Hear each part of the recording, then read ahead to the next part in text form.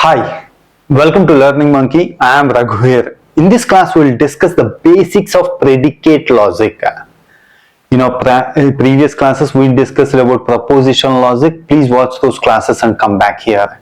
The link for the playlist is provided in the description below. Coming to today's class, so in our previous classes, we had atomic statements. Those atomic statements are like this. Jhanvi plays football. This is one atomic statement we considered, and we have given a variable name to this atomic statements. Assume that we have given the name as J.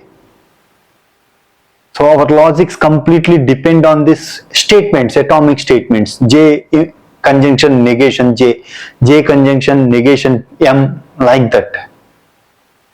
So now onwards, Mohan plays football. We write it as one atomic statement in our previous proposition logic, M.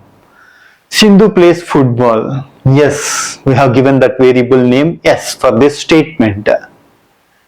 This is what we discussed. This is what on these basics we have discussed in our previous classes. From now onwards, so we need to identify. So from these three statements, what's common here?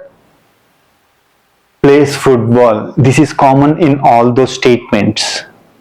So now these statements can be written as a P. This common, which we identified it as, we consider it as capital letters P, plays football. This we call it as predicate. And the subject, Jhanvi plays football. Mohan plays football. Sindhu plays football. Jhanvi, Mohan, Sindhu, we call them as subjects. So Jhanvi, Mohan, Sindhu, we call them as subject. So predicate here means plays football. This can be written as P of J. This is equivalent to our statement Jhanvi plays football. J means here subject. P means predicate. What's the predicate for P? Plays football. What's the subject for J? Jhanvi. P of M, Mohan plays football. P of S, Sindhu plays football. So this can be written commonly written as P of X. Here X is a variable.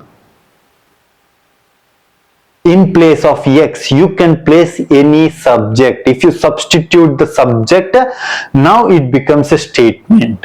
In place of variable, if you substitute subject, this is going to be a statement. If you place J means Jhanvi plays football. If you place M means Mohan plays football. If you place S means Sindhu plays football. This we call it as statement function. Statement function. X we call it as a variable. In place of variable, substitute the subject, you are going to get the statement. This type of writing we call it a statement function. So from now onwards, in the predicate logic, we are going to write our statements in this format of statement function. So these are the basics you need to understand. In our coming classes, we are going to discuss multiple variable statement functions and all those things.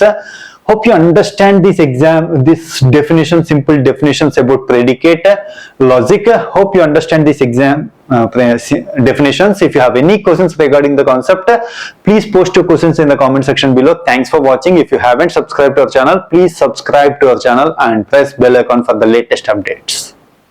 Thank you.